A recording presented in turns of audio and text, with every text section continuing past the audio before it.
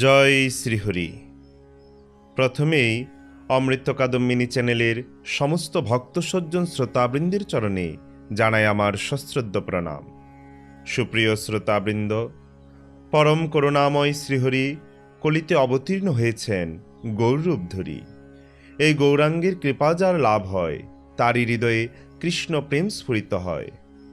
আর এই গৌরীর কৃপা সেই লাভ করতে পারে যার হৃদয়ে নিতাই বাস করে, অর্থাৎ নিতাই যাকে করুণা করে। ভগবানের সবচেয়ে করুণাময় মূর্তি হল এই নিতাই চাঁদ। জগাই মাধাইয়ের মতো এত বড় পাপীদেরও যিনি নিজ থেকে কৃপা করেছিলেন, এমন দয়াল ঠাকুর নিত্যানন্দের শুভ আবির্ভাব তিথি নিত্যানন্দ ত্রয়োদশী উপলক্ষে আসুন আজ আমরা শ্রবণ করব নিত্যানন্দ প্রভুর জীবনচরিত কথা, আবির্ভাব থেকে অন্তর্ধান পর্যন্ত। তাই সবাইকে মনোযোগ সহকারে শ্রবণ করার অনুরোধ রইল। তার আগে অমৃত কাদম্বিনী চ্যানেলটি সাবস্ক্রাইব না করলে এখনই সাবস্ক্রাইব করুন আর নিত্য ভগবানের বিবিধ লীলাবিলাসের কথা শ্রবণ করুন। শ্রীমন নিত্যানন্দ প্রভুর অমৃতময়ী জীবনচরিত কথা উচ্চারণ করার পূর্বে আমি নিতাই গৌরের চরণে এবং নিতাই গৌরের সমস্ত ভক্তবৃন্দের চরণে আমার সশ্রদ্ধ প্রণতি নিবেদন করি। নিত্যানন্দ নমস্তব্যম প্রেমানন্দ প্রদায়িনে কলৌ কল্মশনাশায় জাহ্নবা প্রতয়ে নমঃ। আনন্দলীলাময় বিগ্রহায় হেমাব দিব্যোচ্ছবি সুন্দরায় তস্मै মহাপ্রেমরসপ্রদায় চৈতন্যচন্দ্রায় নমো নমস্তে। দাপরে যিনি বলরাম রূপে কৃষ্ণলীলার পুষ্টিবিধান করেছিলেন, কলিযুগে শ্রী চৈতন্য লীলায় তিনি শ্রী নিত্যানন্দ রূপে আবির্ভূত হয়েছেন। শ্রীল বৃন্দাবন দাস ঠাকুর বলরাম তত্ত্ব বর্ণনা করতে গিয়ে লিখেছেন, যদিও প্রভু বলরাম ব্রজেন্দ্রনন্দন শ্রীকৃষ্ণ থেকে অভিন্ন, তথাপি তিনি সর্বদাই সখা, ভ্রাতা, পাখা, ছত্র, শয্যা, আসন, ভূষণ, পাদুকা, গৃহ, বস্ত্র, ধাম প্রভৃতিরূপে শ্রীকৃষ্ণেরই সেবা করছেন। শ্রী বলরামই শ্রী নিত্যানন্দ। এই তত্ত্ব উপলব্ধি করা অত্যন্ত কঠিন। তিনি নিত্যানন্দ প্রভুকে বহু নামে অভিহিত করেছেন। নিত্যানন্দ অবধূত, নিত্যানন্দ চন্দ্র, নিত্যানন্দ প্রভু, নিত্যানন্দ মহামহেশ্বর, নিত্যানন্দ সিংহ, নিত্যানন্দ মহামল্লল, অবধূত চন্দ্র, অবধূত রায় ও চৈতন্যচন্দ্রের প্রিয় বিগ্রহ ইত্যাদি। শ্রীল কৃষ্ণদাস কবিরাজ শ্রী নিত্যানন্দ প্রভুর স্বরূপ সম্বন্ধে শ্রী বৃন্দাবন দাসের শ্রীচরণানুসরণে এরূপ বর্ণনা করেছেন, সর্বই অবতার কৃষ্ণ স্বয়ং ভগবান, তাহারও দ্বিতীয় দেহ শ্রী বলরাম, একই স্বরূপ দোহে ভিন্ন মাত্র কায়, আদ্যকায় বুহ কৃষ্ণ লীলারও সহায়, সেই কৃষ্ণ নবদ্বীপে শ্রীচৈতন্য চন্দ্র, সেই বলরাম সঙ্গে শ্রী নিত্যানন্দ। একচক্রাধামে শ্রী নিত্যানন্দের আবির্ভাবের পূর্বাভাস সম্পর্কে নরহরি চক্রবর্তী ঠাকুর শ্রী ভক্তিরত্নাকর গ্রন্থের দ্বাদশ তরঙ্গে বলেছেন, দাপর যুগের শেষে মাতা কুন্তী দেবী সহ পঞ্চপাণ্ডব ভ্রমণ করতে করতে রার দেশে প্রবেশ করে একচক্রা গ্রামে অবস্থানকালে সেখানকার মনোহর প্রাকৃতিক সৌন্দর্য দর্শনে মুগ্ধ হন। যুধিষ্ঠির মহারাজ ভাবলেন, অনেক তীর্থ ভ্রমণ করেছি, কিন্তু একচক্রা ভূমির ন্যায় পরম সৌন্দর্যে কোথাও মন আকৃষ্ট হয়নি। তাই মনে হয় এই একচক্রা ভূমি শ্রী ভগবানেরই লীলাস্থলী। এই ভূমির মহিমা শ্রী ভগবান যদি কৃপা করে প্রকাশ করেন তবেই জানা যেতে পারে। এভাবে বিচার করতে করতে রাত প্রায় শেষ হয়ে এলো। তখন ভগবান বলরাম যুধিষ্ঠির মহারাজকে স্বপ্নে দর্শন দিলেন। নবদ্বীপে মহাপ্রভু গৌরাঙ্গের আবির্ভাব এবং একচক্রা গ্রামে তিনি স্বয়ং যে নিত্যানন্দরূপে আবির্ভূত হবেন তার ইঙ্গিত দিলেন। তারপর ভগবদ্ধাম শ্বেতদ্বীপের দর্শন প্রদান করে তিনি অন্তর্হিত হলেন। 1395 শকাব্দের মাঘ মাসের শুক্লা ত্রয়োদশী তিথিতে মধ্যাহ্নকালে শ্রী নিত্যানন্দ প্রভু আবির্ভূত হন। পিতার নাম হারাই পণ্ডিত, মাতা পদ্মাবতী। গৌর গণোদ্দেশ দীপিকা অনুসারে হারাই পণ্ডিত বসুদেব ও দশরথ এবং পদ্মাবতী রোহিণী ও সুমিত্রার মিলিত প্রকাশ। নিত্যানন্দ প্রভুর আবির্ভাবে রার দেশের সব অমঙ্গল দূর হয়। তিনি রূপ ও গুণে অতুলনীয়। নবদ্বীপে শ্রী চৈতন্য মহাপ্রভু আবির্ভূত হলে একচক্রা থেকে নিত্যানন্দ প্রভু আনন্দে হুঙ্কার দিয়ে ওঠেন। সেই হুঙ্কারের শব্দ সমস্ত ব্রহ্মাণ্ডে ছড়িয়ে পড়ল। কেউ বলতে লাগলেন বজ্রপাত হলো, আবার কেউ মনে করল কোনো অমঙ্গল হবে। বিভিন্ন লোক বিভিন্ন জল্পনা কল্পনা করতে লাগল। এভাবে নিত্যানন্দ প্রভু নিজেকে গুপ্ত রেখে শিশুদের সঙ্গে বিভিন্ন লীলাবিলাস করতে লাগলেন।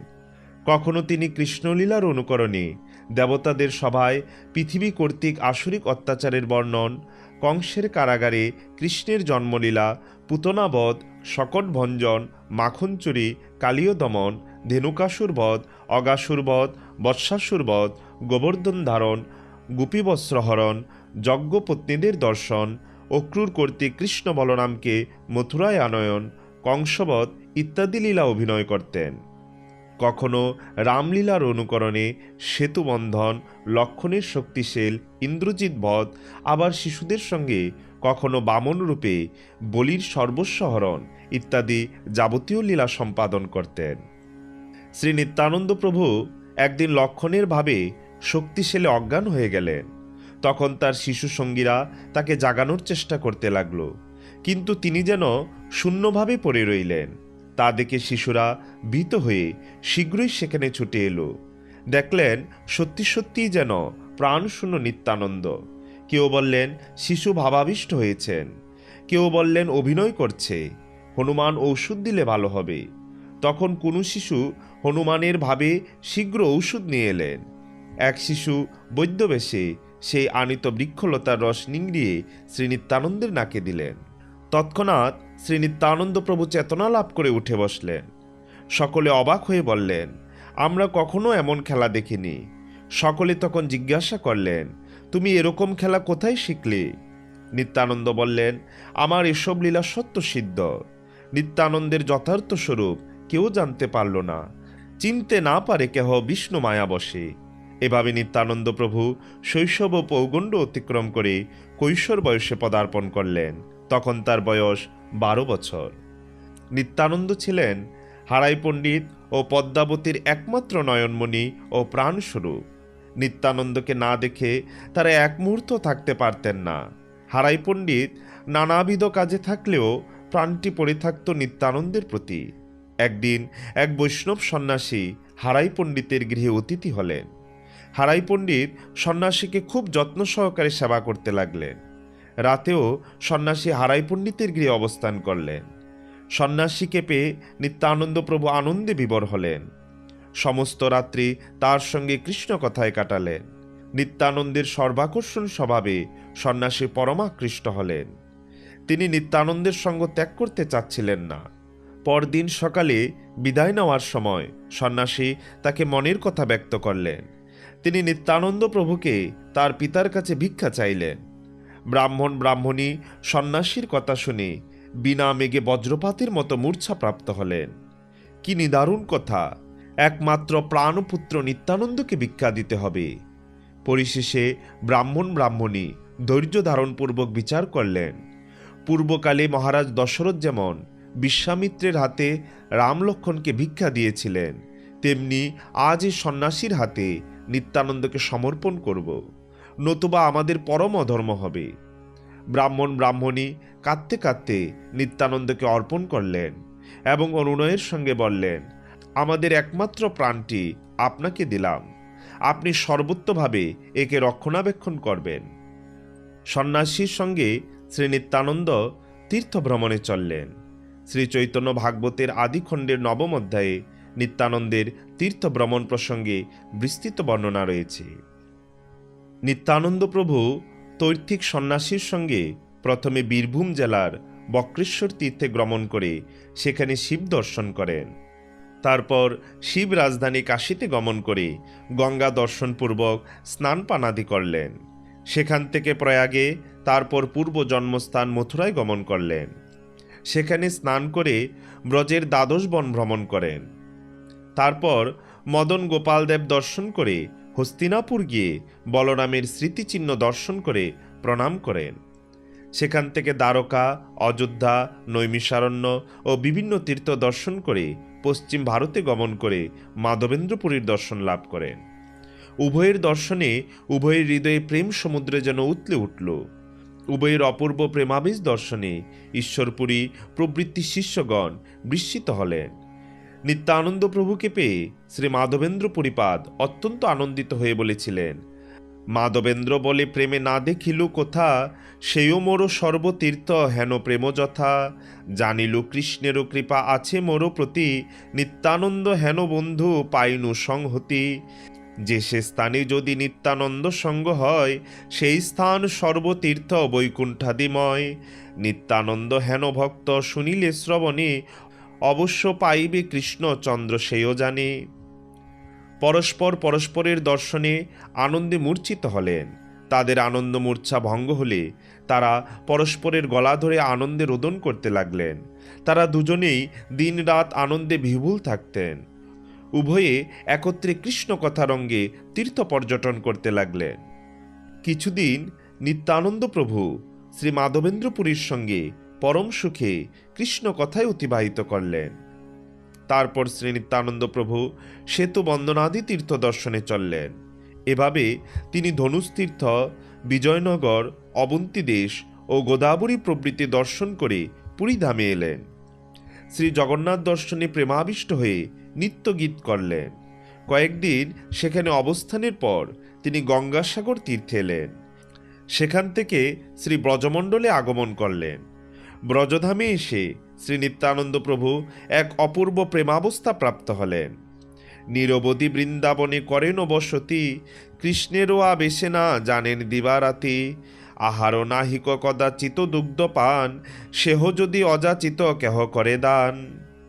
বৃন্দাবনে যখন নিত্যানন্দ প্রভু এমন ভাবাবেশে অবস্থান করছিলেন, তখন এদিকে শ্রী গৌরসুন্দর বিদ্যা বিলাসাদি সমাপ্ত করে গয়াধামে পিতৃকর্ম করে এবার ধর্মপ্রচারের জন্য ও জীবকুলের উদ্ধারের জন্য আত্মপ্রকাশ করলেন এবং নিরন্তর ভক্তগণের সঙ্গে প্রেম রসাস্বাদন করতে লাগলেন। শ্রীবাস পণ্ডিতের ভবন হল তার সংকীর্তন সদন। তিনি ভক্তগণ সঙ্গে প্রেম রস আস্বাদন করছেন, কিন্তু অন্য কোনো সাধারণ জীবকে দিচ্ছেন না, যেন কারো প্রতীক্ষায় আছেন। কে জানে তার সেই গূঢ় অভিপ্রায়। নিত্যানন্দ হবেন প্রেমধন বিতরণের প্রধান সহায়ক, তাই যেন গৌরসুন্দর তার প্রতীক্ষা করছেন। এদিকে বৃন্দাবনে নিত্যানন্দ প্রভু কৃষ্ণ প্রেমাবেশে কৃষ্ণানুসন্ধান করছেন। সব মন্দিরে সিংহাসন যেন শূন্য, কৃষ্ণ নাই। কোথায় কৃষ্ণ, কোথায় কৃষ্ণ বলে সর্বত্র অনুসন্ধান করতে করতে যেন শেষে দৈববাণীতে শুনলেন তিনি এখন নদিয়াতে অবতীর্ণ হয়ে সংকীর্তন বিলাস করছেন। তুমি সেখানে যাও। একথা শুনে নিত্যানন্দ ব্রজমণ্ডল থেকে গৌরমণ্ডল অভিমুখে চললেন। কোনোদিন অযাচিতভাবে কোথাও একটু দুগ্ধ পান, না হলে উপবাস। এভাবে তিনি শীঘ্রই গৌরদেশের নবদ্বীপে আগমন করলেন। নবদ্বীপের মায়াপুরে শ্রী নন্দনাচার্যের নামে এক মহাভাগবত গঙ্গাতটে বাস করতেন। হঠাৎ শ্রী নিত্যানন্দ তার গৃহে উপস্থিত হলেন। শ্রী নন্দনাচার্য আজানুলম্বিত সেই পুরুষকে দর্শন করে ভক্তিবরে দণ্ডবৎ প্রণতিপূর্বক পূজা করলেন এবং তাকে তার গৃহে রাখলেন। একদিন অন্তর্যামী গৌরসুন্দর তা জানতে পেরে শীঘ্রই তার সঙ্গে মিলিত হবার ইচ্ছা প্রকাশ করলেন। তারপর সকালেই তিনি শ্রীবাস সঙ্গনে এলেন। ধীরে ধীরে ভক্তগণ আসতে লাগলেন। সকলেই প্রভুর চারিদিকে উপবেশন করলেন। এমন সময় মহাপ্রভু ভক্তিপূর্বক বলতে লাগলেন, আমি আজ শেষ রাতে একটা সুন্দর স্বপ্ন দেখেছি। শেষ রাতের স্বপ্ন সাধারণত মিথ্যা হয় না। ভক্তগণ সে অপূর্ব স্বপ্নের কথা শুনতে উৎসুক হলেন। তখন মহাপ্রভু বললেন, এক তালোধ্বজ রথ যেন আমার গৃহদ্বারে উপনীত হল। সে রথের মধ্যে এক বিশালাকায় মহাপুরুষ, তার স্কন্ধে হল ও মুষল আছে। তিনি নীলবসন পরিহিত, তার বাম হাতে বেত্র নির্মিত কমণ্ডলু। তিনি বারবার জিজ্ঞাসা করছেন, এ বাড়ি কি নিমাই পণ্ডিতের, এ বাড়ি কি নিমাই পণ্ডিতের? আমি তার পরিচয় জিজ্ঞাসা করলে তিনি বললেন, আমি তোমার ভাই, আগামীকাল পরস্পর পরিচয় হবে। তার কথা শুনে আমার অত্যন্ত আনন্দ হলো। স্বপ্ন ভেঙে গেল। রাত্রি শেষ হলো। একথা বলতে বলতে মহাপ্রভু এক দিব্য ভাবে বিভোর হলেন। কিছুক্ষণ ভাবাবিষ্ট থাকার পর বাহ্যদশা প্রাপ্ত হলেন এবং হরিদাস ঠাকুর, শ্রীবাস পণ্ডিত সবার কাছে বলতে লাগলেন, আমার মনে হয় এ নবদ্বীপে নিশ্চয়ই কোনো মহাপুরুষ আগমন করেছেন। আপনারা তাকে অনুসন্ধান করুন। প্রভুর এ আজ্ঞা পেয়ে ভক্তগণ স্বপ্নে দেখা সেই পুরুষের সন্ধানে বের হলেন এবং চতুর্দিকে সন্ধান করতে লাগলেন, কিন্তু কোথাও সন্ধান পেলেন না। ফিরে এলেন মহাপ্রভুর কাছে। প্রভু বললেন, স্বপ্নের কথা মিথ্যা নয়, নিশ্চয়ই কোনো স্থানে আছে। এবার প্রভু স্বয়ং অনুসন্ধান করতে চললেন। ভক্তগণও পেছনে পেছনে চললেন। মহাপ্রভু সোজা ঠিক শ্রী নন্দনাচার্যের গৃহে উপস্থিত হলেন। দেখলেন শ্রী নন্দনাচার্যের গৃহের বারান্দায় দিব্য আসনে এক মহাপুরুষ ধ্যানমগ্ন হয়ে প্রবিষ্ট আছেন। সকলে অবাক। মহাপ্রভু বহুকাল পর প্রাণের প্রিয়তম জনকে দর্শন করে কিছুক্ষণ অপলক নয়নে দাঁড়িয়ে রইলেন। শ্রী নিত্যানন্দ প্রভু প্রাণের দেবতার দীর্ঘকাল পর সাক্ষাৎ পেয়ে অপলক দৃষ্টিতে তাকিয়ে রইলেন। কি আশ্চর্য মিলন! নয়নে নয়নে যেন দুজনার রূপ দর্শনে বিভোর। এমন সময় শ্রীবাস পণ্ডিত ভাগবতের একটি শ্রীকৃষ্ণের রূপ বর্ণাত্মক শ্লোক সুস্বরে গাইতে শুরু করলেন। নটবর বপু শ্রীকৃষ্ণ, মস্তকে ময়ূরপুচ্ছ রচিত চোরা, কর্ণযুগলে কর্ণিকার অর্থাৎ উৎপলাকৃতি কুসুম, পরনে পীতবসন এবং গলদেশে পঞ্চবর্ণ পুষ্পরচিত বৈজয়ন্তী মালা ধারণ করে স্বীয় অদর্শুধায় বেণুর ছিদ্রসমূহকে পরিপূর্ণ করতে করতে স্বীয় চরণ দ্বারা শোভিত সকলের আনন্দজনক বৃন্দাবনে প্রবেশ করলেন। তার সঙ্গের গোপবৃন্দ তখন তার যশগান করতে লাগলেন। তা শুনে নিত্যানন্দ প্রভু প্রেমে হুঙ্কারপূর্বক ধরাতলে গড়াগড়ি দিতে লাগলেন। তার নয়ন জলে ভূতল সিক্ত হতে লাগল। শোনামাত্র নিত্যানন্দ শ্লোক উচ্চারণ, পড়িলা মূর্ছিত হইয়া নাহিক চেতন, আনন্দে মূর্ছিত হইলা নিত্যানন্দ রায়, পর পর শ্রীবাসেরে গৌরাঙ্গ শিখায়, শ্লোক শুনি কতক্ষণে হইলা চেতন, তবে প্রভু লাগিলেন করিতে ক্রন্দন। সে প্রেম দর্শনে শ্রী গৌরসুন্দর আর স্থির থাকতে পারলেন না। তিনি কৃষ্ণ কৃষ্ণ বলে প্রেমাশ্রুপাত করতে করতে শ্রী নিত্যানন্দকে জড়িয়ে ধরলেন এবং কোলে তুলে নিলেন। সে কি মধুর মিলন দৃশ্য! দুজনার নয়ন জলে দুজন সিক্ত হচ্ছেন। ভক্তগণ তখন ঘন ঘন হরিধ্বনি করতে লাগলেন। আজ শ্রী গৌর নিত্যানন্দের মিলন হল। তারপর মহাপ্রভু নিত্যানন্দকে নিয়ে ভক্তগণ সঙ্গে মহা আনন্দে শ্রীবাস অঙ্গনে আগমন করলেন। কিছুক্ষণ নিত্যকীর্তন করার পর মহাপ্রভু নির্দেশ দিলেন নিত্যানন্দ শ্রীবাসের গিয়ে অবস্থান করবেন। শ্রীবাস পণ্ডিত মহাপ্রভুর আজ্ঞায় শ্রী নিত্যানন্দকে সাক্ষাৎ ঈশ্বর জ্ঞানে সেবা করতে লাগলেন। শ্রীবাসের স্ত্রী মালিনী দেবীকে শ্রী নিত্যানন্দ প্রভু জননীর ন্যায় ভাবতেন। মালিনী দেবীও শ্রী নিত্যানন্দ প্রভুকে পুত্রের মতো সেবা করতেন। একদিন এক অপূর্ব ঘটনা হলো। মালিনী দেবী ভগবত অর্চনের বাসনাদি মার্জন করছেন। এমন সময় এক কাক উড়ে এসে ঠাকুরের ঘিয়ের বাটিটি নিয়ে গেল। মালিনী দেবী হায় হায় করে উঠলেন এবং অত্যন্ত দুঃখ প্রকাশ করতে লাগলেন। মায়ের কথা শুনে শ্রী নিত্যানন্দ প্রভু সেখানে উপস্থিত হলেন এবং সমস্ত কারণ অবগত হলেন।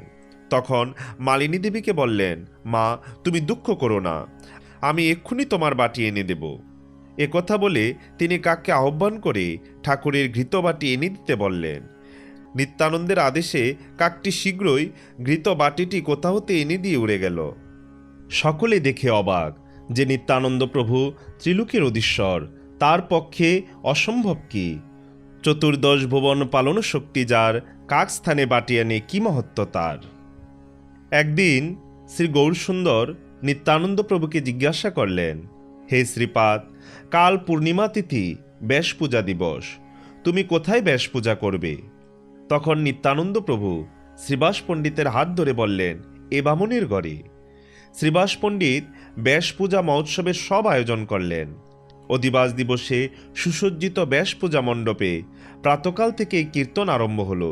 নিয়ম করা হলো এ অঙ্গনে ভক্ত ব্যতীত অন্য কোনো লোক প্রবেশ করতে পারবে না।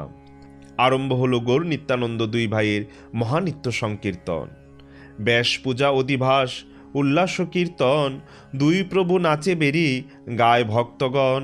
চিরদিবসেরও প্রেমে চৈতন্য গুসাই, দুহে ধ্যান করি নাচে একঠাই। হুঙ্কার করয়ে কেহ, কেহ বাগর জনে, কেহ মূর্ছা যায় কেহ করয়ে ক্রন্দন। আজ গোলকের হরি ভুলুকে নেমেছেন যুগধর্ম নাম সংকীর্তন এবং স্বীয় ভক্তিরস মাধুর্য আস্বাদনের জন্য। যাই হোক, দুপুরে বিশ্রামের পর সন্ধ্যায় পুনরায় মহাসংকীর্তন আরম্ভ হল। প্রায় মধ্যরাত পর্যন্ত নিত্য সংকীর্তন চলল। ভক্তরা নিজ নিজ ভবনে চলে গেলেন, মহাপ্রভু নিজ ভবনে এলেন। নিত্যানন্দ প্রভু শ্রীবাস সঙ্গনে রয়ে গেলেন। কিছু সময় পর শ্রী নিত্যানন্দ মহাভাবাবেশে হুঙ্কার দিয়ে উঠলেন এবং নিজ দণ্ডটি ভেঙে ফেললেন ও কমণ্ডলুটি দূরে ফেলে দিলেন। পরদিন সকালে সর্বান্তর্যামী মহাপ্রভু শীঘ্র শ্রীবাস সঙ্গনে এলেন এবং শ্রী নিত্যানন্দ প্রভুর মহাভাবাবেশের কথা শ্রবণ করলেন। তখন তিনি সেই ভাঙা দণ্ড ও কমণ্ডলু নিয়ে গঙ্গায় বিসর্জন দিলেন। মহাপ্রভু ভক্তদের জানালেন, শ্রী নিত্যানন্দ মহাভাগবত নিত্য সিদ্ধজন, তার পক্ষে ত্রিগুণাত্মক বেদের নির্মিত বর্ণাশ্রম চিহ্নাদি রক্ষা করার কোনো প্রয়োজন নেই। শ্রী নিত্যানন্দের সঙ্গে মহাপ্রভু গঙ্গা স্নান করে শ্রীবাস সঙ্গনে ফিরে এলেন।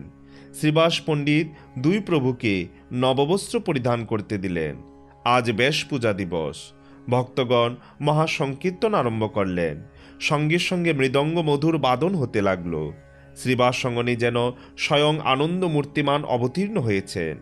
গগন পবন ধুলোক বুলোক ও গোলোক সেই আনন্দ সিন্দুর হিল্লোলে নৃত্য করছে। সকলেই আনন্দ সাগরে নিমগ্ন হলেন। এদিকে শ্রীবাস পণ্ডিত মহাপ্রভুর ইঙ্গিতে একটি দিব্য সুগন্ধি মালা শ্রী নিত্যানন্দ প্রভুর হাতে দিলেন। শ্রী নিত্যানন্দ প্রভু মালাটি হাতে নিয়ে আনন্দে বিভোর চিত্তে চারিদিকে দৃষ্টিপাত করতে লাগলেন। তারপর মহাপ্রভু বললেন, শ্রীপাদ, মালাটি ব্যাসের কণ্ঠে দিয়ে ব্যাস পূজা সম্পূর্ণ করো। মহাপ্রভুর কথা শুনে নিত্যানন্দ প্রভু হাসতে হাসতে মালাটি গৌরসুন্দরের কণ্ঠে পরিয়ে দিলেন। তখন চতুর্দিকে ভক্তগণ মহাহরিধ্বনি করে উঠলেন। আকাশ থেকে দেবগণ ও দেবীগণ আনন্দে নিত্যগীত সহ পুষ্পবৃষ্টি করতে লাগলেন।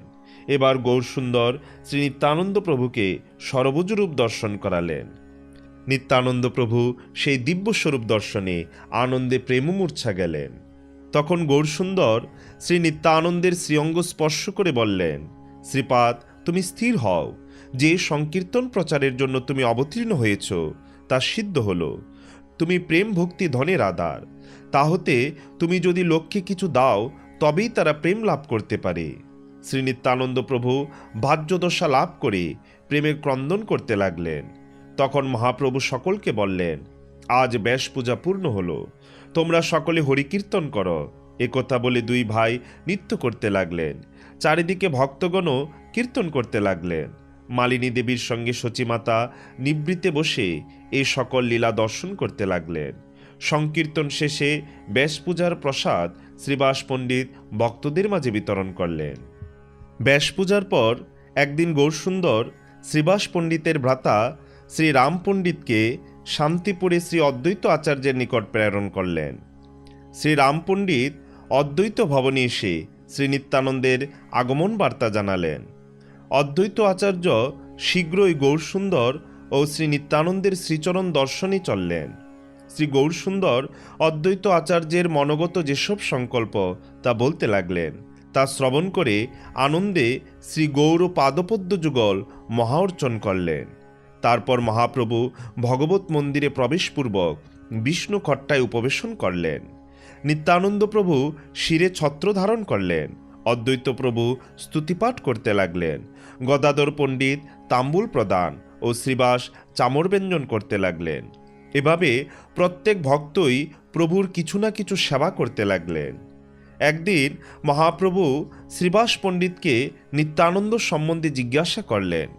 শ্রীবাস পণ্ডিত বললেন, প্রভু নিত্যানন্দ তোমারই দেহ, তোমাদের দুজনের মধ্যে কোনো ভেদ আমি দেখি না, বরং তোমাকে জানতে হলে নিতাইয়ের কৃপা প্রয়োজন। গৌরসুন্দর শ্রীবাসের মুখে একথা শুনে আনন্দে বললেন, হে শ্রীবাস, নিত্যানন্দের প্রতি তোমার এত বিশ্বাস, আমি তোমাকে বরদান করছি, তোমার গৃহে কোনোদিন অন্নবস্ত্রের অভাব হবে না। তোমার গৃহে সকলেই আমার প্রিয় হবে। আরেকদিন সচিমাতা এক অপূর্ব স্বপ্ন দর্শন করলেন। গৌরনিতাই সাক্ষাৎ ব্রজের কানাই বলাই। নিতাই সচিমাতাকে মা বলে আহ্বান করছেন। সচিমাতা রন্ধন করে নিতাইকে ভোজন করাচ্ছেন। সকালে এই শুভ স্বপ্ন কথা সচিমাতা গৌরসুন্দরকে জানালেন। প্রভু বললেন, জননী, তবে আজ নিত্যানন্দকে আমন্ত্রণ করে আমাদের ঘরে ভোজন করানো হোক। সচিমাতা নিতাইকে আমন্ত্রণ করতে আদেশ দিলেন। গৌরসুন্দর নিতাইকে আমন্ত্রণ করে ঘরে আনলেন। বৃত্ত ঈশান প্রভুদয়ের পাদধৌত করে দিলেন। তারপর সচিমাতা গৌরনিতাইকে ভোজনে বসালেন। দুই ভাই আনন্দে ভোজন করলেন। তখন সচিমাতা দেখলেন গৌরনিতাই ব্রজের কানাই বলাই রূপে যেন ভোজন করছেন, কিন্তু এ রহস্য সচিমাতা আর কাউকে বললেন না। অন্যদিন মহাপ্রভু শ্রীবাসঙ্গনে ভক্তগণের কাছে শ্রী নিত্যানন্দ তত্ত্ব বলতে লাগলেন।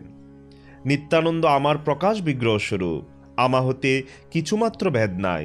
আমি শ্রী নিত্যানন্দের দ্বারা বিশ্বে প্রেম ভক্তি দান করব। এই বলে মহাপ্রভু নিজ হাতে নিত্যানন্দের অঙ্গে গন্ধলেপন ও কণ্ঠে মালা প্রদানপূর্বক স্তুতি করতে লাগলেন। পরিশেষে একখণ্ড কৌপিন চেয়ে নিয়ে তা খণ্ড খণ্ড করে ভক্তগণের হাতে প্রদান করলেন এবং মস্তকে বাঁধার আদেশ করলেন। তৎক্ষণাৎ ভক্তগণ সানন্দে হরিধ্বনি করতে করতে তা মস্তকে বন্ধন করলেন। তারপর প্রভুর আদেশে সকলে নিত্যানন্দের চরণামৃত পান করলেন। একদিন হঠাৎ শ্রী গৌরসুন্দর শ্রী নিত্যানন্দ হরিদাস ঠাকুরকে আহ্বান করে বললেন, হে নিত্যানন্দ, হে হরিদাস, তোমরা আমার আদেশ শ্রবণ করো। তোমরা প্রতি ঘরে ঘরে গিয়ে ভিক্ষা করো। বলো কৃষ্ণ, ভজ কৃষ্ণ, করো কৃষ্ণ শিক্ষা, মুখে কৃষ্ণ নাম করো, কৃষ্ণের চরণ আরাধনা করো এবং ভক্তি সদাচার পালন করো। এই সমস্ত শিক্ষা ছাড়া অন্য কোনো শিক্ষার কথা বলবে না। এটাই ভিক্ষা, অন্য কোনো ভিক্ষা নেই। এখানে শ্রীল বৃন্দাবন দাস ঠাকুর সুন্দর বর্ণনা করেছেন। শোনো শোনো নিত্যানন্দ, শোনো হরিদাস, সর্বত্র আমারও আজ্ঞা, করহ প্রকাশ, প্রতি ঘরে ঘরে গিয়া করো এই ভিক্ষা। ভলো কৃষ্ণ, ভজ কৃষ্ণ, করো কৃষ্ণ শিক্ষা, ইহা বই আর না বলিবা বলাইবা, দিন অবসানে আসি আমারে কহিবা। মহাপ্রভুর নির্দেশ মতো শ্রী নিত্যানন্দ শ্রী হরিদাস নদিয়া নগরের ঘরে ঘরে এভাবে নাম প্রচার করতে লাগলেন।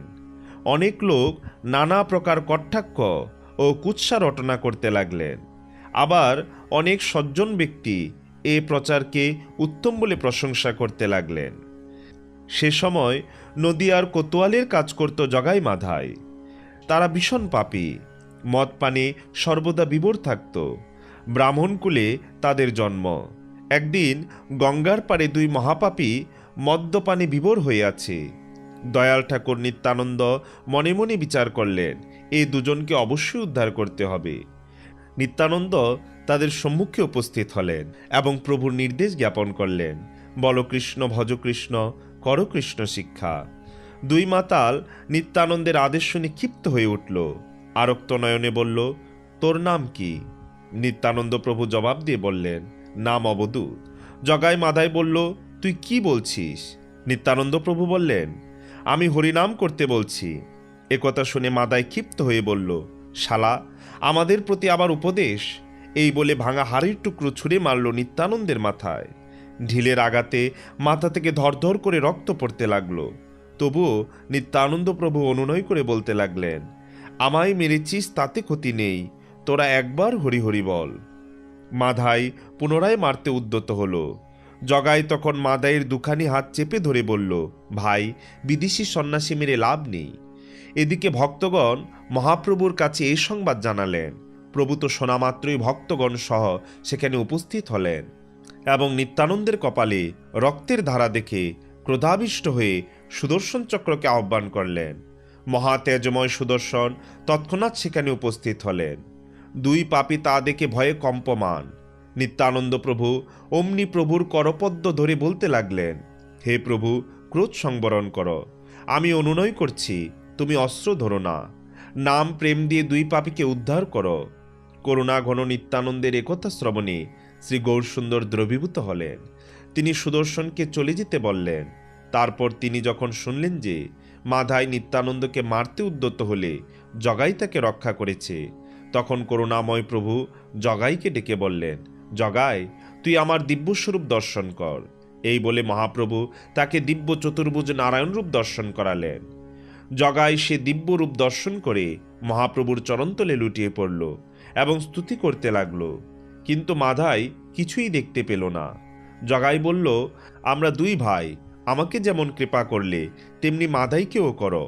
প্রভু বললেন, নিত্যানন্দ আমার প্রাণ, যে নিত্যানন্দকে দ্রোহ করে আমি তাকে কৃপা করি না। মাধাই যদি নিতাইয়ের চরণ ধরে অপরাধের ক্ষমা প্রার্থনা করে তবে সেও প্রেম পাবে। তখন মাধাই নিত্যানন্দের শ্রী চরণতলে লুটিয়ে পড়লেন। নিত্যানন্দ তাকে বক্ষে তুলে আলিঙ্গন করলেন, আর তখন ভক্তগণ চারিদিকে মহা হরিধ্বনিতে মুখরিত করতে লাগলেন। এমন পতিত পাবন নিত্যানন্দ জগাই মাদাই দুই মহাপাপীকে উদ্ধার করে পতিত পাবন নাম সার্থক করলেন। শান্তিপুরে অদ্বৈত আচার্যের গৃহে এক সময় শ্রীমন মহাপ্রভু ও শ্রী নিত্যানন্দ প্রভু ও শ্রী অদ্বৈত আচার্য প্রভু তিনজন এক সারিতে বসে ভোজন করছিলেন। শ্রী অদ্বৈত আচার্য পত্নী শ্রীমতী সীতাদেবী শ্রী মদন গোপালের মহাপ্রসাদ পরিবেশন করছিলেন। মহাপ্রসাদ ভোজন যখন প্রায় সমাপ্তির পথে, তখন শ্রী নিত্যানন্দ প্রভু বাল্য ভাবাবেশে সমস্ত ঘরে অন্ন ছড়িয়ে আসতে লাগলেন। মহাপ্রভু হায় হায় করতে লাগলেন। নিত্যানন্দের আচরণ দর্শন করে শ্রী অদ্বৈতাচার্য ক্রোধের ভাব প্রকাশপূর্বক যেন অগ্নিসদৃশ্য হলেন। ক্রোধের আবেশেই তিনি শ্রী নিত্যানন্দ প্রভুর তত্ত্ব মহিমা প্রকাশ করতে লাগলেন। এই অবধূত নিত্যানন্দ আমার সমস্ত ঘরে অন্ন ছড়িয়ে আমার জাতি নষ্ট করল। আমি ব্রাহ্মণ, ব্রাহ্মণোচিত আচারাচরণ পালন করা আমার স্বধর্ম। এই সমস্ত ব্যাপার জানতে পারলে ব্রাহ্মণ সমাজ আমাকে ত্যাগ করবে। তা হল শ্রী অদ্বৈতাচার্যের উক্তির যথাশ্রুতি নিন্দাবাচক অর্থ। কিন্তু অদ্বৈতের গোপন অভিপ্রায় হল নিন্দার চলে শ্রী নিত্যানন্দের স্তুতি করা। স্তুতিমূলক অর্থ হল, এই যে ব্রাহ্মণকুলে জন্মগ্রহণ করে আমার যে ব্রাহ্মণত্বের জাতীয় অভিমান ছিল, নিত্যানন্দ আমার সমস্ত ঘরে প্রসাদান্ন ছড়ানোর ফলে তার পরম পাবন ভুক্তাবশেষই ছড়িয়েছেন। জাতি অভিমানবশত আমি যে ভুক্তাবশেষকে সাধারণ অন্যের ন্যায় উচ্ছিষ্ট মনে করতাম, তা জানিয়ে আমার জাতি অভিমান দূর করে আমাকে কৃতার্থ করেছেন। কোথা হইতে আসি হইল মদ্যপ্যের সঙ্গ। এই মদ্যপ্য শ্রী নিত্যানন্দ কোথা থেকে এসে আমার সঙ্গে মিলিত হল, তা যথাশ্রুত নিন্দার্থ। স্তুতি অর্থ হবে এরূপ, আমার পরম সৌভাগ্যবশত কোথা থেকে এসে শ্রীকৃষ্ণ প্রেম মদিরা পানরত শ্রী নিত্যানন্দ প্রভু তার মহৎসঙ্গ দান করে আমাকে কৃতার্থ করলেন।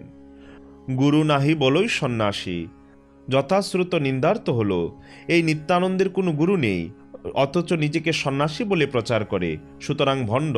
স্তুতি অর্থে শ্রী নিত্যানন্দ প্রভু হলেন বাস্তবিক বলরাম, শ্রীকৃষ্ণের দ্বিতীয় দেহ, ঈশ্বর তত্ত্ব, সুতরাং তিনি জগৎগুরু। জগতের গুরু বলে তার কোনো গুরু নেই বা থাকতেও পারে না। শ্রী বলরাম বলে শ্রী নিত্যানন্দ প্রভু হলেন মূল ভক্ত অবতার, তার সাধন ভজনের কোনো প্রয়োজন নেই। তথাপি মহাপ্রভু শ্রী গৌরাঙ্গের সাথে ব্রহ্মাণ্ডে অবতীর্ণ হয়ে লোক শিক্ষার জন্য সন্ন্যাসাশ্রম গ্রহণ করলেন। প্রকৃতপক্ষে মহাপ্রভুর সন্ন্যাসের ন্যায় শ্রী নিত্যানন্দ প্রভুর সন্ন্যাস হল তার একটি স্বরূপ সম্পর্কিত লীলা বিশেষ। শ্রী অদ্বৈত আচার্য বললেন, এই নিত্যানন্দের কোথায় কোন গ্রামে জন্ম তাও জানি না, সুতরাং একসঙ্গে ভোজন করা সঙ্গত নয়। তা হল যথাশ্রুত নিন্দার্থ। স্তুতিমূলক অর্থ হল, শ্রী নিত্যানন্দ ঈশ্বর তত্ত্ব বলে তিনি অনাদি, নিত্য, জন্মরহিত, যার ঘর নেই। তার জন্মের বিবরণ বা জন্মস্থান বা গ্রামের কথা কেউ জানতে পারে না, জানার প্রশ্নই ওঠে না। কেহ তো না চিনে, নাহি জানি কোন জাতি। নিন্দার্থে এই শ্রী নিত্যানন্দকে কেউ চিনে না। তিনি কোন জাতিতে জন্মেছেন তাও কেউ জানে না, অর্থাৎ তিনি ছিলেন অজ্ঞাত কুলশীল। স্তুতি অর্থে শ্রী নিত্যানন্দ প্রভু ঈশ্বর তত্ত্ব বলে তার জন্ম নেই বা সাধারণ লোকের ন্যায় তার জাতিও নেই। যার জন্ম আছে তার জাতি আছে। শ্রী নিত্যানন্দ প্রভুকে কেউ চিনতে পারে না, তার তত্ত্ব দুর্গেয়। ঢুলিয়া ঢুলিয়া বলে যেন মাতা হাতি। নিন্দার্থে শ্রী নিত্যানন্দ মত্ত হাতির ন্যায় সর্বত্র ঘুরে বেড়ান। স্তুতি অর্থে শ্রীকৃষ্ণ প্রেম মদিরা পানে মত্ত হয়ে মত্ত হাতির ন্যায় শ্রী নিত্যানন্দ সর্বত্র ঘুরে বেড়ান। ঘরে ঘরে পশ্চিমার খাইয়াছে ভাত, অর্থাৎ পশ্চিম দেশীয় আচারভ্রষ্ট লোকের ঘরে গিয়ে তাদের ভাত খেয়েছেন। সুতরাং শ্রী নিত্যানন্দ আচারভ্রষ্ট ব্রাহ্ম সমাজে অচল, কিন্তু এখানে এসে ব্রাহ্মণদের সঙ্গ করে ব্রাহ্মণদের আচারভ্রষ্ট করেছেন। স্তুতি অর্থে 20 বৎসর যাবৎ শ্রী নিত্যানন্দ প্রভু তীর্থ ভ্রমণকালে দ্বারকা, মথুরা, বৃন্দাবন আদি পশ্চিম দেশে গিয়েছেন। শ্রী নিত্যানন্দ শ্রী বলরাম রূপে বৃন্দাবনবাসী, মথুরাবাসী, দ্বারকাবাসীদের ঘরে ভাত খেয়েছেন। সেই বলরাম এখন শ্রী নিত্যানন্দ রূপে নবদ্বীপে এসে ব্রাহ্মণদের সাথে মিলিত হয়ে তাদের কৃতার্থ করছেন। এখানে শ্রী নিত্যানন্দের মহিমাই প্রকাশিত হয়েছে। শ্রী নিত্যানন্দ মদ্যপে করিব সর্বনাশ। নিন্দার্থে শ্রী নিত্যানন্দ সকলকে আচার ভ্রষ্ট করে, জাতিকুল নষ্ট করে, নিজের ন্যায় মদ্যপায়ী করে সর্বনাশ করবে। স্তুতি অর্থে শ্রীকৃষ্ণ প্রেম মদিরা পানরত এই নিত্যানন্দ সকলের সর্বনাশ করেছেন, অর্থাৎ যাত্রাভিমান নষ্ট করে সকলকে শ্রীকৃষ্ণ প্রেম মদিরা পানে রত করিয়েছেন। এভাবে বলতে বলতে শ্রী অদ্বৈতাচার্য কৃত্রিম ক্রোধের আবেশের অন্তরালে শ্রী নিত্যানন্দের প্রেমে নৃত্য করতে লাগলেন।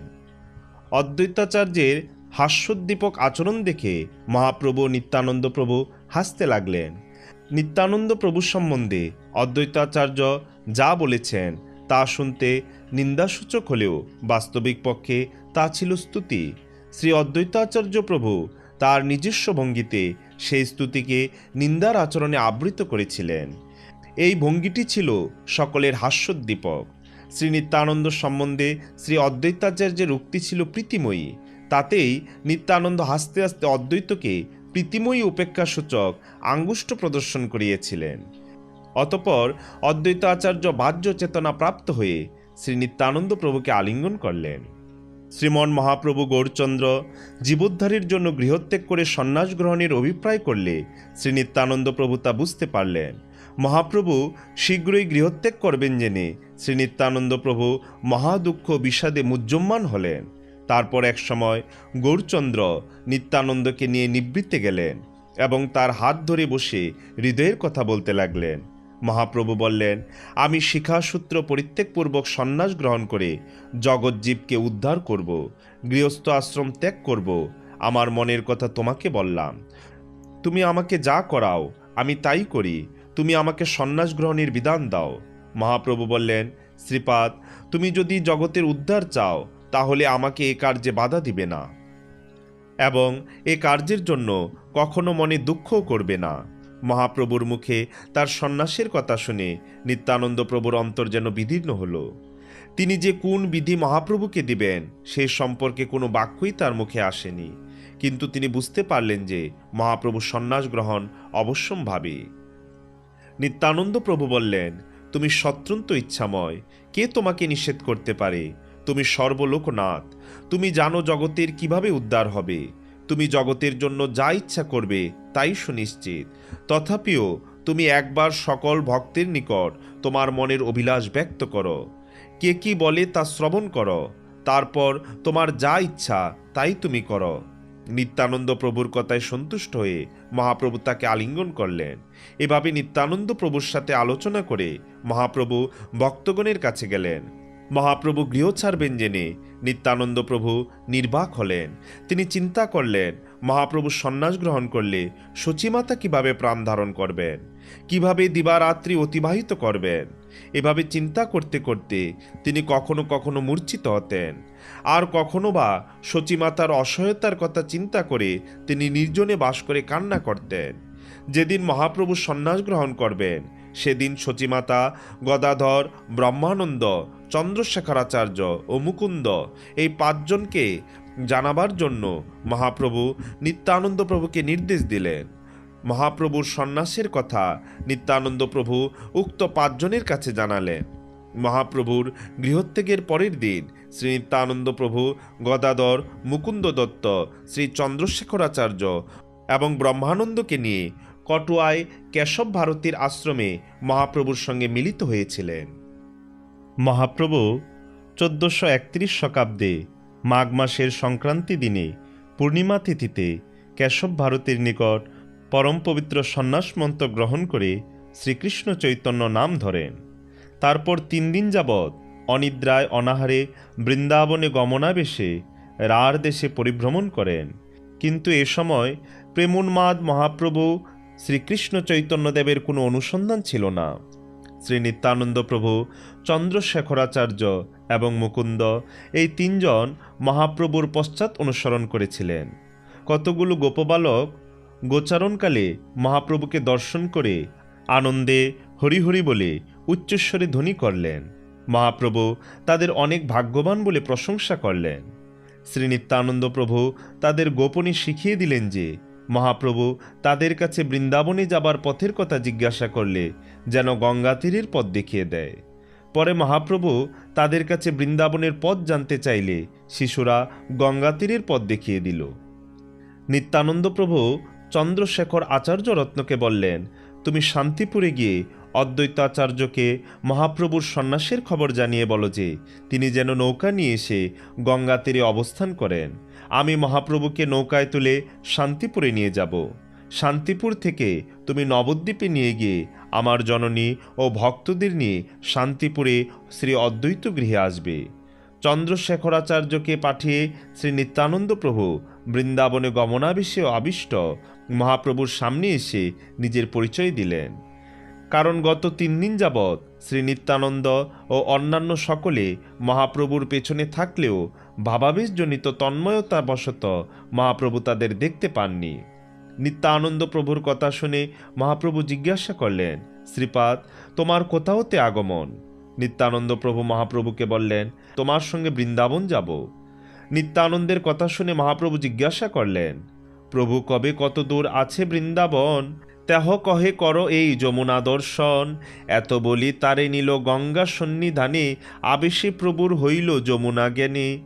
গঙ্গাকে যমুনা জ্ঞানে মহাপ্রভু স্নান ও স্তবস্তুতি করলেন, কিন্তু তখন পরিধানের জন্য সঙ্গে কোনো কৌপিন বা বহির্বাস ছিল না।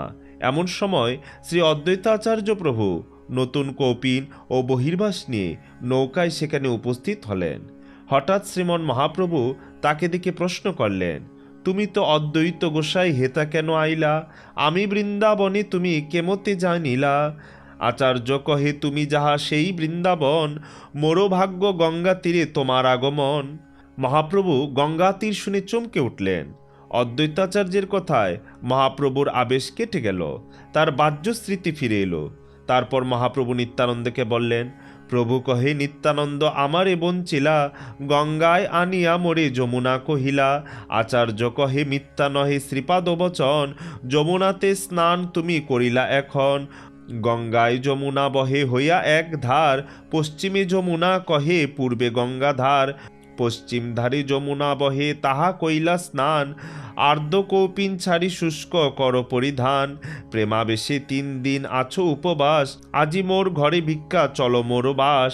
এসব বলার পর অদ্বৈতাচার্য প্রভু মহাপ্রভু শ্রীকৃষ্ণ চৈতন্যচন্দ্রকে নৌকায় আরোহণ করিয়ে নিজ গৃহে নিয়ে গেলেন। 3 দিন উপবাসের পর মহাপ্রভু নিত্যানন্দ প্রভু অদ্বৈতাচার্যের ভবনে ভোজন করলেন। পরদিন প্রাতকালে শ্রী চন্দ্রশেখরাচার্য মহাপ্রভুর জননী সচিমাতা ও নবদ্বীপবাসী ভক্তগণকে নিয়ে শান্তিপুরে শ্রী অদ্বৈতাচার্যের গৃহে আসেন। স্বীয় জননী সচিমাতাকে দর্শন করে শ্রীমন মহাপ্রভু দণ্ডবত হয়ে প্রণাম করলেন। এভাবে সচিমাতা ও মহাপ্রভুর মিলন হল। তারপর শ্রী অদ্বৈতাচার্য সচিমাতাকে গৃহমধ্যে নিয়ে গেলে নবদ্বীপ হতে আগত ভক্তগণের সাথে মহাপ্রভু মিলিত হলেন। ভক্তগণের সঙ্গে সচিমাতা পরামর্শ করে মহাপ্রভুকে নীলাচলে থাকতে অনুমতি প্রদান করলে মহাপ্রভু তা শিরোধার্য করলেন। অদ্বৈত গৃহে 10 দিন যাবৎ সচিমাতা রন্ধন করে মহাপ্রভুকে ভোজন করালেন। এই 10 দিন যাবৎ সকল ভক্তগণের সাথে নিত্য কীর্তন অতিবাহিত করে মহাপ্রভু সকলের কাছ থেকে বিদায় গ্রহণ করে নীলাচল অভিমুখে যাত্রা করলেন। শ্রীমন নিত্যানন্দ প্রভু, জগদানন্দ পণ্ডিত, দামোদর পণ্ডিত ও মুকুন্দ দত্ত এ 4 জন মহাপ্রভুর সঙ্গে গমন করলেন। শ্রীমন মহাপ্রভু সন্ন্যাস গ্রহণের পর নীলাচলে গমনের সময় পথে শ্রী নিত্যানন্দ প্রভু শ্রী চৈতন্য মহাপ্রভুর দণ্ড ভঙ্গ করেন। শ্রী চৈতন্য ভাগবত থেকে জানা যায়, জগদানন্দ পণ্ডিত সময়ে সময়ে মহাপ্রভুর দণ্ড বহন করতেন। সুবর্ণরেখা নদী তটে উপনীত হয়ে জগদানন্দ পণ্ডিত শ্রী নিত্যানন্দ প্রভুর কাছে দণ্ড রেখে ভিক্ষা অন্বেষণে গমন করেন।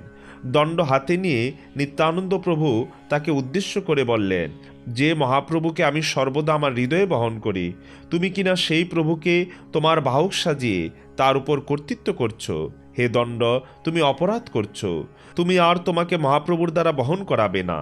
এই বলে নিত্যানন্দরূপী বলরাম মহাপ্রভুর প্রতি প্রীতিবশত দণ্ড ভেঙে 3 খণ্ড করলেন। নিত্যানন্দ প্রভু, যাকে গভীর প্রীতির সাথে হৃদয়ে ধারণ করেন, সেই মহাপ্রভু শ্রীকৃষ্ণ চৈতন্যদেব দণ্ড বহন করে কষ্ট স্বীকার করবেন, তা নিত্যানন্দ প্রভু মেনে নিতে পারেননি। তাই তিনি দণ্ড ভেঙে ফেললেন। প্রকৃতপক্ষে নিত্যানন্দের এই দণ্ডভঙ্গ লীলা সামান্য মানব বুদ্ধির অগম্য, একমাত্র নিত্যানন্দ প্রভুই এর মর্ম জানেন। তারপর জগদানন্দ এসে দণ্ডটি ভগ্ন অবস্থায় দেখে বিস্মিত হলেন। কে দণ্ড ভঙ্গ করল তা নিত্যানন্দ প্রভুকে জিজ্ঞাসা করলে তিনি উত্তর দিলেন, আপনার দণ্ড প্রভু ভাঙিলা আপনি, তারও দণ্ড ভাঙিতে পারে কোন জনে। একথা শ্রবণ করে জগদানন্দ কোনো প্রত্যুত্তর না করে ভাঙা দণ্ড নিয়ে মহাপ্রভুর কাছে গেলেন। সর্বজ্ঞ মহাপ্রভু দণ্ড ভাঙার কারণ জিজ্ঞাসা করলে জগদানন্দ পণ্ডিত শ্রী নিত্যানন্দের নাম উল্লেখ করলেন। মহাপ্রভু তারপর নিত্যানন্দ প্রভুকে জিজ্ঞাসা করলে তার উত্তরে নিত্যানন্দ বললেন, 1 খণ্ড বাঁশের টুকরো ভেঙেছি, যদি আমাকে ক্ষমা করতে না পারো তাহলে শাস্তি বিধান করো। মহাপ্রভু বললেন, যেখানে সকল দেবতার অবস্থান, তা তোমার কাছে কি করে 1 টুকরো বাঁশ হলো? আমি সমস্ত সঙ্গ ত্যাগ করে সন্ন্যাসী হয়েছি, এখন দণ্ডই ছিল আমার একমাত্র সম্বল এবং সঙ্গী, আজ তাও শ্রীকৃষ্ণের ইচ্ছায় ভেঙে গেল, এখন আমার আর কোনো সঙ্গ নেই। এই বলে মহাপ্রভু জলেশ্বরীর দিকে রওনা হলেন। গৌড়ীয় ভক্তগণ পুরীধামে গমনের সময় শিবানন্দ সেন পথে তাদের সেবা করতেন।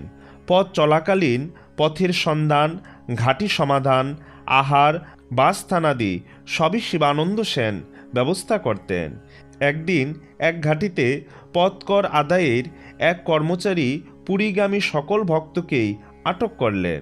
শিবানন্দ সেন তখন পথকর দিবেন বলে সকলকে ছাড়িয়ে দিলেন এবং নিজে দেনা মিটাবার জন্য ঘাটিতে রইলেন। ঘাটি হতে তখন সকলে গিয়ে একটি গাছতলায় বসলেন। শিবানন্দ সেন ব্যতীত তারা বাসস্থান ঠিক করতে পারলেন না, কারণ শিবানন্দ সেন তখন ঘাটিতে রয়েছেন। এদিকে নিত্যানন্দ প্রভু ব্রজগোপালের ভাবে ক্ষুধার্তের অভিনয় করে শিবানন্দের প্রতি গালি দিয়ে তার পুত্রদের মৃত্যু হোক বলে অভিশাপ দিলেন। পুত্রদের প্রতি নিত্যানন্দের এই অভিশাপ শ্রবণ করে শিবানন্দের পত্নী ব্যাকুল হয়ে কান্না করতে করতে শিবানন্দকে একথা বললেন। শিবানন্দ তার পত্নীকে বললেন, নিত্যানন্দের দুঃখ কষ্ট নিয়ে মরুক মোর 3 পুত্র। একথা বলে শিবানন্দ তখন নিত্যানন্দের কাছে গেলেন। শিবানন্দ উপস্থিত হওয়া মাত্রই নিত্যানন্দ প্রভু ক্রোধের অভিনয় করে শিবানন্দের গায়ে পদাঘাত করলেন। নিত্যানন্দ প্রভুর পদস্পর্শ পেয়ে নিজেকে অত্যন্ত সৌভাগ্যবান মনে করে তার শ্রীচরণ মহিমার বর্ণনা করতে লাগলেন। শিবানন্দ তারপর বাসস্থানের ব্যবস্থা করে নিত্যানন্দ প্রভুর চরণ ধরে তাকে সেখানে নিয়ে গেলেন। শিবানন্দকে নিত্যানন্দ ক্রোধসূচক পথ প্রহার করলেও তার শ্রীচরণ রজদানে এবং প্রেমালিঙ্গন প্রদানের মাধ্যমে তাকে কৃতার্থ করলেন। শ্রী নিত্যানন্দ প্রভু মহাপ্রভুর যাবতীয় লীলার সহায়ক। মহাপ্রভু যখন সমগ্র জীবজগৎ উদ্ধারের জন্য সন্ন্যাস গ্রহণ করলেন, তখন নিত্যানন্দ প্রভু তার সঙ্গী হলেন। মহাপ্রভুর সঙ্গে শ্রীক্ষেত্র ধামে যাত্রা করলেন। সেখানে কিছুদিন থেকে রথযাত্রা দর্শন করলেন। একদিন গৌরসুন্দর নিবৃত্তে নিত্যানন্দ প্রভুকে ডেকে বলতে লাগলেন, আমরা দুজন যদি পুরীতে অবস্থান করি তাহলে গৌড় দেশবাসী ভক্তগণের কি গতি হবে? অতএব আপনি শীঘ্র গৌড়দেশে যাত্রা করে সেখানকার ভক্তগণকে সুখী করে পাপী তাপী জীবগণকে উদ্ধার করুন। আজ্ঞা পাইয়া নিত্যানন্দ চন্দ্র ততক্ষণে চলিলেন গৌড় দেশে লই নিজগণে। শ্রী নিত্যানন্দ প্রভু রামদাস, শ্রী গদাধর দাস, শ্রী রঘুনাথ বৈদ্য, শ্রী কৃষ্ণদাস পণ্ডিত, শ্রী পরমেশ্বরী দাস ও শ্রী পুরন্দর পণ্ডিতকে সঙ্গে নিয়ে গৌড়দেশ অভিমুখে যাত্রা করলেন। প্রথমে পানিহাটি গ্রামে শ্রী রাঘব পণ্ডিতের গৃহে আগমন করলেন।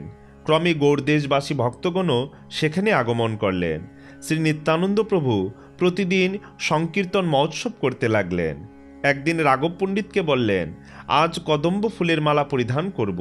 ভক্তগণ বললেন, হে প্রভু, এখন কদম্ব ফুলের সময় নয়, কোথায় পাব? নিত্যানন্দ প্রভু বললেন, দেখো বাগানে আছে। ভক্তগণ বাগিচায় এলেন এবং দেখলেন জম্বিরের গাছে কদম্ব ফুল ফুটে আছে। জম্বিরের বৃক্ষে সব কদম্বেরও ফুল ফুটিয়ে আছে অতি পরম অতুল। এক সময় নিত্যানন্দ প্রভুর অলঙ্কার পরিধান করার ইচ্ছা হলো। তৎক্ষণাৎ অলঙ্কার উপস্থিত হলো। তবে নিত্যানন্দ প্রভু বড় কত দিনে অলঙ্কার পরিতে হইল ইচ্ছা মনে, ইচ্ছামাত্র সর্ব অলঙ্কারও সেই ক্ষণে উপসন্ন আসিয়া হইল বিদ্যমানে। পানিহাটি গ্রামে কিছুদিন থাকার পর নিত্যানন্দ প্রভু খড়দহ গ্রামে পুরন্দর পণ্ডিতের গৃহে শুভবিজয় করলেন। বণিক তারিতে নিত্যানন্দই অবতার, বণিকেরে দিলা প্রেম ভক্তি অধিকার। শ্রী নিত্যানন্দ কিছুদিন বণিক কুলকে উদ্ধার করে শান্তিপুরে শ্রী অদ্বৈত আচার্যের ভবনে আগমন করলেন। দেখিয়া অদ্বৈত নিত্যানন্দের শ্রীমুখ, হেন নাহি জানেন জন্মিল কোনো সুখ। শ্রী নিত্যানন্দ কয়েকদিন শান্তিপুরে অবস্থানের পর নবদ্বীপে মায়াপুরে সচিমাতাকে দর্শনের জন্য আগমন করলেন। তবে অদ্বৈতর স্থানে লই অনুমতি, নিত্যানন্দ আইলেন নবদ্বীপ প্রতি। সেই মতে সর্বেদ্যে আইলা আই স্থানে, আসি নমস করিলেন আই চরণে। নিত্যানন্দ স্বরূপেরে দেখি সচি আই, কি আনন্দ পাইলেন তার অন্ত নাই। নিত্যানন্দ প্রভু কিছুদিন নবদ্বীপপুরে অবস্থান করে মহাসংকীর্তন বিলাস করতে লাগলেন। একসময় চোর দুঃসদের দলপতি এক ব্রাহ্মণ কুমার নিত্যানন্দের সঙ্গে বিভিন্ন অলঙ্কার দেখে তা হরণ করার মনস্থ করলেন এবং সঙ্গী চোর দুঃসদের আহ্বান করল। চোরেরা প্রথম রাতে এসে দেখল নিত্যানন্দের চারিদিকে বহু ভক্ত বসে সংকীর্তন করছেন। দ্বিতীয় দিন পুনরায় এলো। নিত্যানন্দের পাশে কাউকে না দেখে দুঃসরা অস্ত্র নিয়ে বাড়িতে প্রবেশ করল। প্রবেশ করা মাত্রই সকলে অন্ধ হয়ে গেল, আর ভয়ানক ঝড়ঝঞ্ঝা আরম্ভ হলো। দুঃসরার কোথায় যাবে? সবাই অন্ধ হয়ে ঘর খাইয়ের মধ্যে পড়ে মহা দুঃখ কষ্ট ভোগ করতে লাগলো। সারা রাত এভাবে কেটে গেল। সকাল হলো, ঝড় বর্ষা থেমে গেল। তখন দুঃসরা বুঝতে পারল এসব নিত্যানন্দ প্রভুর প্রভাব। সকলে নিত্যানন্দ প্রভুর চরণে এসে স্তব করতে লাগলো, রক্ষ রক্ষ নিত্যানন্দ, শ্রীবাল গোপাল, রক্ষা করো প্রভু তুমি সর্বজীবপাল। তুমি সে জীবেরও ক্ষম সর্বই অপরাধ, পতিত জনেরে তুমি করহ প্রসাদ। শ্রী নিত্যানন্দ প্রভু এভাবে দীনহীন পাপী সকলকেই প্রেম ভক্তি দান করেন। তিনি যখন পানিহাটি গ্রামে শ্রী রাঘব পণ্ডিত গৃহে অবস্থান করছিলেন, সে সময় শ্রী হিরণ্য গোবর্ধন দাসের পুত্র শ্রী রঘুনাথ দাস শ্রী নিত্যানন্দের চরণে শরণাপন্ন হন। পানিহাটি গ্রামে পাইল প্রভুর দর্শন। গঙ্গা তীরে বৃক্ষমূলে পিণ্ডের উপর, গঙ্গা তীরে বৃক্ষমূলে পিণ্ডির উপরে বসিয়াছেন যেন কুটি সূর্যোদয় করে। তলে উপরে বহু ভক্ত হইয়াছে বেষ্টিত, দেখিয়া প্রভুর প্রভাব রঘুনাথ বিস্মিত। দণ্ডবৎ হইয়া সেই পড়িলা কোথা দূরে, সেবক কহে রঘুনাথ দণ্ডবৎ করে। শুনি প্রভু কহে চোরা দিলি দর্শন, আয় আয় আজি তোরে করিমু দণ্ডন। প্রথম সাক্ষাতে প্রভুর স্নেহের আহ্বান। যার ধন তাকে না জানিয়ে যদি কেউ নিয়ে যাবার চেষ্টা করে তবে তাকে চোর বলে। মহাপ্রভু নিত্যানন্দের সম্পত্তি। রঘুনাথ নিত্যানন্দকে না জানিয়ে তার আনুগত্য স্বীকার না করে মহাপ্রভুর চরণলাভের চেষ্টা করেছিলেন। রঘুনাথ দুবার শান্তিপুর গিয়ে এবং তার নিজ বাড়ি থেকে পালিয়ে নীলাচলে মহাপ্রভুর সান্নিধ্যে যাবার চেষ্টা করেছেন। এটাই রঘুনাথের নিত্যানন্দের ধন চুরির চেষ্টা। এখন নিত্যানন্দ প্রভুর হাতে ধরা পড়েছে, তাই তিনি রঘুনাথকে চোর বলে সম্বোধন করেছেন। নিত্যানন্দ প্রভু রঘুনাথকে ডাকলেন, কিন্তু তিনি প্রভুর নিকট গেলেন না। তখন নিত্যানন্দ প্রভু রঘুনাথ দাসকে নিকটে এনে স্বীয় কুটি চন্দ্র সুশীতল শ্রীচরণ তার মস্তকে ধারণ করে বললেন, তুমি আমার ভক্তগণকে চিরাদুদি ভোজন করাও। নিত্যানন্দ প্রভুর নির্দেশে শ্রী রঘুনাথ দাস চিরাদুদি মহোৎসব অনুষ্ঠান করলেন। সেই থেকে পানিহাটিতে চিরাদুদি মহোৎসব অনুষ্ঠিত হচ্ছে। পরে শ্রী নিত্যানন্দ প্রভুর কৃপায় শ্রী রঘুনাথ দাসের সংসার বন্ধন থেকে উদ্ধার লাভ এবং গৌরসুন্দরের শ্রী পাদপদ্ম লাভ হয়। তারপর নবদ্বীপের অদূরে বড়গাছির শালিগ্রামের নিকট পণ্ডিত সূর্যদাসের বসুদা ও জাহ্নবা নামে দুজন সুলক্ষণা কন্যার সঙ্গে নিত্যানন্দ প্রভুর বিবাহ হয়। গৌর গণোদ্দেশ দীপিকায় বলা হয়েছে, শ্রী নিত্যানন্দ প্রভুর দুই স্ত্রী বসুদা ও শ্রী জাহ্নবা দেবী হলেন বারুণী ও রেবতীর অংশসম্ভূত এবং সূর্যের ন্যায় কুকদ্মীর অবতার মহাত্মা সূর্যদাসের কন্যা। কেউ কেউ বসুদা দেবীকে কলাবাণী ও শ্রী জাহ্নবা দেবীকে অনঙ্গমঞ্জুরি বলেন। বিবাহের পর নিত্যানন্দ প্রভু পত্নীদের সঙ্গে কিছুদিন কৃষ্ণদাসের গৃহে অবস্থানের পর নবদ্বীপে চলে আসেন। সেখানে সচিমাতার গৃহে উপস্থিত হয়ে স্নেহাশীর্বাদ নিয়ে শান্তিপুরে অদ্বৈতাচার্যের গৃহে গেলেন। সীতা ঠাকুরানী দুজনকে দেখে অত্যন্ত আনন্দিত হলেন। তারপর শান্তিপুর থেকে পত্নীদ্বয়কে নিয়ে সপ্তগ্রামে উদ্ধারণ দত্তের গৃহে গমন করেন। সেখানে কয়েকদিন সংকীর্তন শেষে খড়দহে গমন করেন। 1522 খ্রিস্টাব্দের দিকে নিত্যানন্দ প্রভু বসুদা জাহ্নবাকে নিয়ে খড়দহে আসেন। শ্রী নিত্যানন্দ প্রভুর খড়দহে আগমন, শ্রী হরিনাম প্রচার, বসবাস এবং প্রায় সর্বক্ষণ পরিকর বেষ্টিত সংকীর্তন ভক্তি রসদ্বারা প্লাবনে সমগ্র সমাজকে এমনভাবে আন্দোলিত করেছিলেন, খড়দহ ক্রমশ এক মহাবৈষ্ণব তীর্থে পরিণত হয়েছিল। খড়দহে কুঞ্জবাড়িতে শ্রীমন নিত্যানন্দ প্রভু বসবাস করতেন। এই বাড়িতেই পুত্র বীরচন্দ্র প্রভুর এবং কন্যা গঙ্গাদেবীর আবির্ভাব স্থান এখনও বর্তমান আছে। মহাপ্রভুর অপ্রকটে মুহ্যমান নিত্যানন্দ প্রভু একদিন তার পত্নীদ্বয়কে নিয়ে জন্মভূমি একচক্রায় গমন করেন। শ্রী বঙ্কিমদেবের আদেশপূর্বক শ্রী নিত্যানন্দ প্রভু শ্রী বঙ্কিমদেবের দেহে লীন হন। বৈষ্ণব দিগদর্শনীয় মতে 1542 খ্রিস্টাব্দে শ্রী নিত্যানন্দ প্রভু নিত্যলীলায় গমন করেন। সুপ্রিয় শ্রোতাবৃন্দ, শ্রী নিত্যানন্দ প্রভুর জীবনচরিত এখানেই সমাপ্ত। জয় জয় পতিত পাবন নিতাই গৌরীর জয়, জয় জয় নিতাই গৌরীর সমস্ত ভক্তবৃন্দের জয়। হরে কৃষ্ণ কৃষ্ণ কৃষ্ণ হরে হরে, হরে রাম রাম রাম হরে হরে। জয় শ্রী হরি।